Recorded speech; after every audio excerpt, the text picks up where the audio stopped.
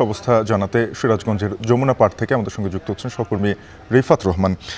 রিফাত, দেখছিলাম আপনার প্রতিবেদনটি, সেখানে বন্যা দীর্ঘায়িত হওয়ায় আসলে ক্ষয়ক্ষতির পরিমাণ কী রকম বাড়ছে এবং জেলা প্রশাসনের পক্ষ থেকে যেই বন্যার্তদের সাহায্য বা বরাদ্দ দেওয়া হয়েছে সেই বরাদ্দটি কি এখন পর্যন্ত তাদেরকে দেওয়া হচ্ছে কিনা?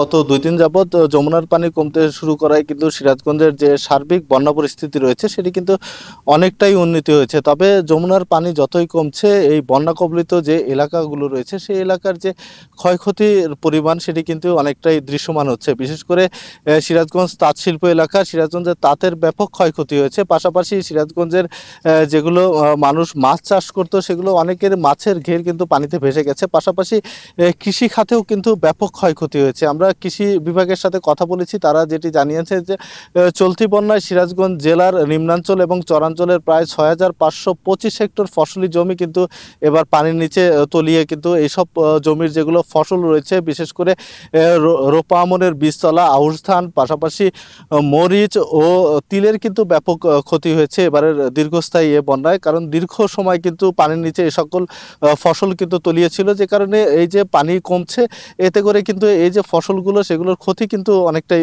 দৃশ্যমান হয়ে আসছে। আমি জেলা কৃষি বিভাগের তথ্যে যেটা কৃষি বিভাগ বলেছে যে এখন পর্যন্ত সিরাজগঞ্জ জেলায় প্রায় 60 কোটি টাকার ফসল কিন্তু এবছর বন্যায় কিন্তু ক্ষতিগ্রস্ত হয়েছে। তবে যে সকল কৃষক আসলে এবারের বন্যায় ক্ষতিগ্রস্ত হয়েছে তাদের কিন্তু তালিকা প্রণয়নের কাজ করছে কৃষি বিভাগ।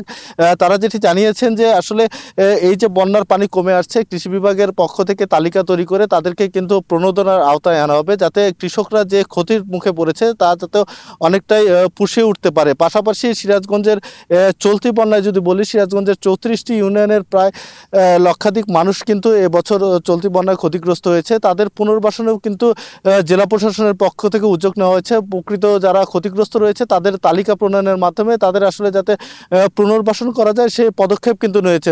যেহেতু বন্যার পানি কমছে, ধীরে ধীরে সিরাজগঞ্জের সার্বিক বন্যা পরিস্থিতির কিন্তু উন্নতির দিকে যাচ্ছে। তবে যে সকল বাড়িঘর হাট বাজারে আসলে বন্যার পানি উঠেছিল সে এলাকার কিন্তু ক্ষতি কিন্তু বেড়েই চলেছে। পাশাপাশি মানুষের যে দুর্ভোগ সেটি কিন্তু প্রতিনিয়তই বাড়ছে। তো শাপিন, সিরাজগঞ্জের বন্যা পরিস্থিতি নিয়ে এই ছিল আমার কাছে সবশেষ।